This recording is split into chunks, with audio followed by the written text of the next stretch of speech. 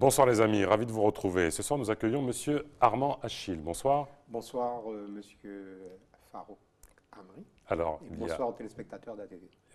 nous nous sommes vus récemment, donc ce n'est pas une rediffusion, mais j'ai souhaité, moi, vous réinviter, plus en tant qu'observateur, parce que vous publiez des choses qui sont toujours intéressantes à lire. L'entrée de la CTG au capital de Plata, bonne chose ou pas selon vous? Vous savez, bon, on n'a pas On n'est pas dans encore, la polémique, hein, oui, une analyse. on n'a pas encore tous les éléments du dossier. Moi, ce que je crains, que ça soit un effet de com par rapport à l'incapacité qu'on a d'accompagner le projet d'industrialisation de la mine en Guyane, et notamment par rapport au projet de la compagnie minière Montagne d'Or. Parce que Eau Plata, c'est une société qui a quand même un vécu en Guyane. Elle est là depuis 2007. On peut dire que c'est une société guyanaise. Et ce n'est pas une société guyanaise, mais c'est une multinationale qui extrait de l'or qu'en Guyane. Donc c'est déjà,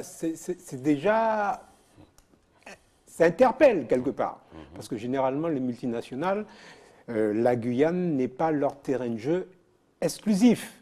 Bon, Eau Plata. Puis par définition, une multinationale travaille dans plusieurs pays. Voilà, donc les capitaux sont multinationaux. C'est une société française, mais je crois que la direction est suisse. Non, mais que la CTG rentre dans le capital, c'est bien en termes de pilotage, de surveillance, non, mais de retour. justement, lorsqu'on n'a pas tous les éléments du dossier, rentrer dans le capital d'une société telle qu'Eau Plata, si on est minoritaire, ça ne sert à rien. S'il y a des bénéfices. Non, mais parce que lorsqu'on regarde le fonctionnement un peu d'Eau Plata, c'est plus une société spéculatrice. Hein. Bon, c'est peut-être son axe de projet qu'une société qui va s'investir, qui va s'investir.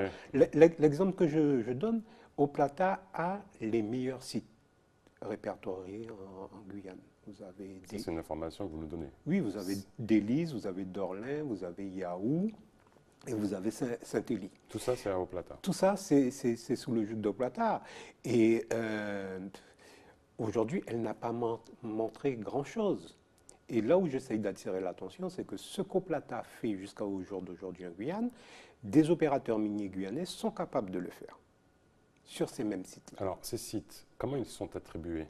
Et pourquoi des producteurs guyanais ne se sont pas positionnés? C'est un appel d'offres? C'est comment, non, ça se non, passe? C'est une nébuleuse autour de la mine. Expliquez-nous au niveau des téléspectateurs. Il y a une entreprise guyanaise qui veut ouvrir une mine. Comment ça se passe? Qui décide? C'est au niveau des AUX, des autorisations d'exploitation, c'est-à-dire les petits permis d'un kilomètre carré.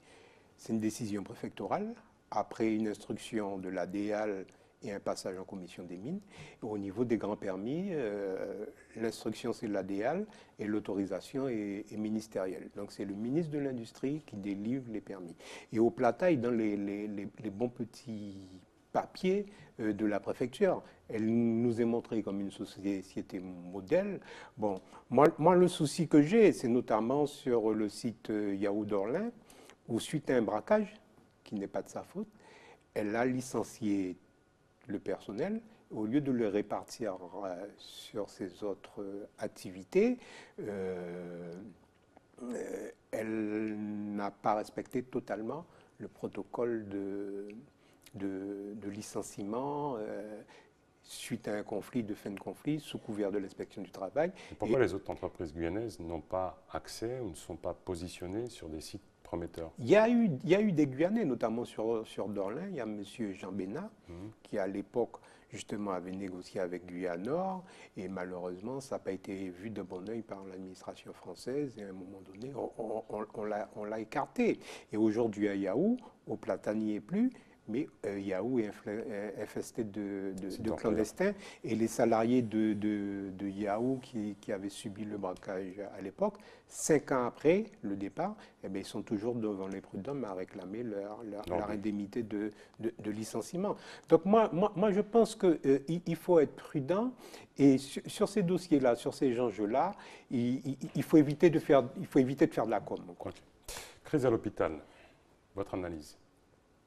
C'est quoi? C'est un problème d'attractivité? C'est un problème de management? Parce que les médecins qui arrivent finalement démissionnent et on dit finalement on n'a pas assez de personnel parce que le territoire n'est pas assez attractif. Voilà. Moi, je pense qu'il y a une première chose qu'il faut dire. La situation ne s'est pas dégradée du jour au lendemain. Sauf qu'à un moment donné, les personnes qui étaient en responsabilité n'ont pas fait ce qu'il faut. Et à côté de ça, les politiques sont restés trop silencieux. Ils ont dénoncé quand même. Ils ont parlé un peu, mais ils ont été trop silencieux parce que... et c'est le gros problème de la Guyane. On fait beaucoup d'investissements dans des grands projets ou dans des grands équipements industriels et derrière, il n'y a pas une politique de maintenance, d'accompagnement, de suivi. Donc les choses se dégradent très rapidement parce que cet hôpital, il a 30 ans. S'il avait été géré de façon rationnelle, il aurait toujours dû être au top, à tous les niveaux. Et on voit qu'aujourd'hui, d'un hôpital moderne, il y a 30 ans, puisque lorsqu'on a fermé Saint-Denis pour l'ouvrir, c'est comme ça qu'on nous l'a présenté, il est devenu pratiquement un hôpital de campagne où personne ne veut aller. Moi, ce que je dis, et par rapport à notre démographie on va venir juste après. Voilà. Bon, il faut arrêter de bricoler et attendre chaque crise pour essayer de trouver quelles mesures prendre pour rendre attractif. Parce que moi, j'ai lu une annonce d'offre d'emploi pour un médecin.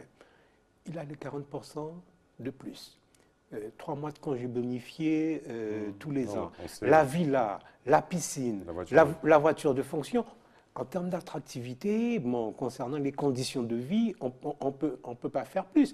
Mais c'est vrai, s'il arrive et puis que le plateau technique n'est pas à la hauteur, que lui c'est un cardiologue, mais il n'y a pas suffisamment d'anesthésistes ou il n'y a pas suffisamment d'autres praticiens dans d'autres domaines, ça va poser problème. Et il y a des solutions.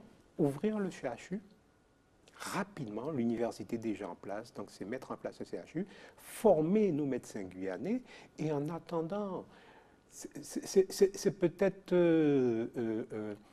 trop évident, utilisons la circulaire Touraine et faisons un partenariat avec Cuba qui ne demande que ça, puisque pour Cuba, aujourd'hui, l'exportation de médecins est le premier apporteur, la première source d'apport de devises pour l'économie cubaine, avant le tourisme.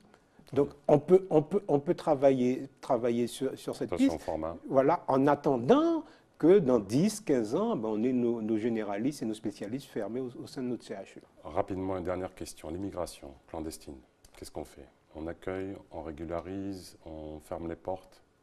Je sais que rapide, s'il vous plaît. Très rapidement, il faut être humain, c'est-à-dire pas considérer des étrangers comme étant pas des hommes, mais en même temps, on ne peut pas construire un pays si on ne maîtrise pas les entrées et les sorties. Parce qu'on parle beaucoup d'immigration, mais il y a quelque chose qu'on ne dit pas, et je parle sous couvert de défunt M. Courbet, ancien directeur de l'INSEE, et cette tendance-là est toujours vérifiée, en volume et en pourcentage, l'immigration européenne, depuis les 20 dernières années, est la plus importante en Guyane, et personne n'en dit rien. Eh ben, c'est une information qu'on va creuser. Merci beaucoup, M. Armand Achille, d'avoir participé à cette émission. À bientôt, les amis. Tchembé, et restez fidèles.